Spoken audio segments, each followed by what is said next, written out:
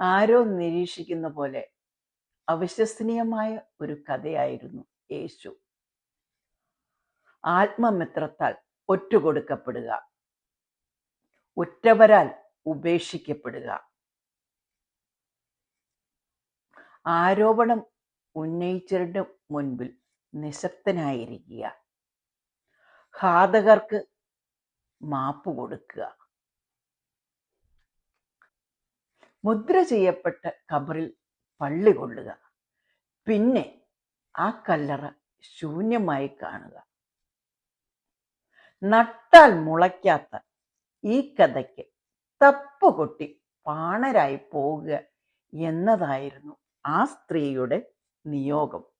പൊതുവെ സ്ത്രീകളുടെ സാക്ഷ്യത്തെ കണക്കിലെടുക്കാത്ത ഒരു കാലമായിരുന്നു അത്. ചുരുക്കത്തിൽ അവിശ്വസനീയമായ ഒരു കഥ ചഞ്ചലചിത്തരായ ചിലരിൽ നിന്നു വന്നു എന്നതായിരുന്നു അപ്പസ്തോലന്മാരുടെ പ്രശ്നം. അതുതന്നെയാണ് ഇപ്പോഴും പലരുടെയും പ്രശ്നം. യേശുവിനെ ഇത്ര രീതിയിൽ, സ്ത്രീകളെ ഇത്ര നന്നായി ബോബി അച്ഛൻ പ്രസന്റ് ചെയ്തിരിക്കുന്ന അച്ഛൻ്റെ പുതിയ ബുക്ക്